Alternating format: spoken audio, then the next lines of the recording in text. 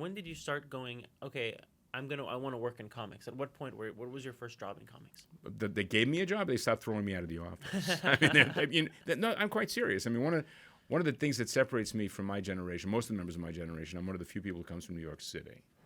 The comic book talent pool frequently derives itself from the audience.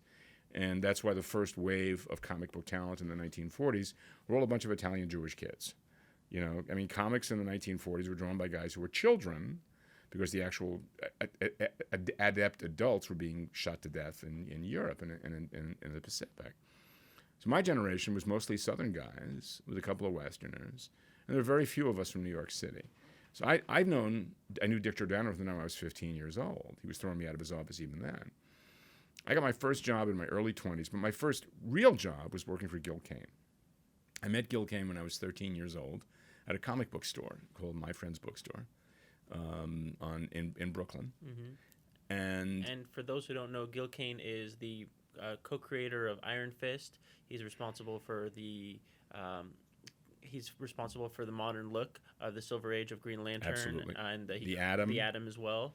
And he's had a very, very illustrious career as well. And a comic book legend. He was in the Hall of Fame of comic books for I think it was for the Harveys and for the Eisners, if I'm not mistaken. And justifiably so. I mean, Gil was a very difficult and complex guy, easy to dislike, much like me.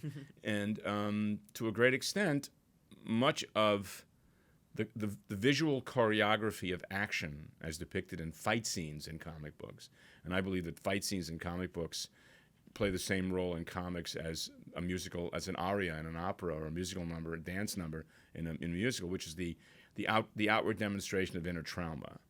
And Gil brought a level of a dancer's choreography to the depiction of action in comics that is astonishing. I also believe that of all of the guys who were hired by Marvel in the late 60s through the 70s to basically ape Jack Kirby's style, Gil was able to synergize his own style with Kirby's and develop a third look, an entirely different way of thinking about stuff that was reminiscent of Kirby without being apishly imitative of Kirby.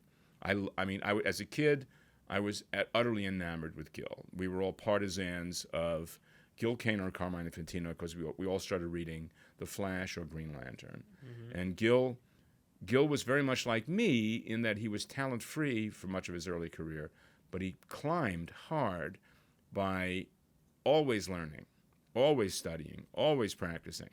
And one of the things about Gil that's easy to misunderstand is he was extremely critical, but he was at least as critical of himself as he was critical of anyone else.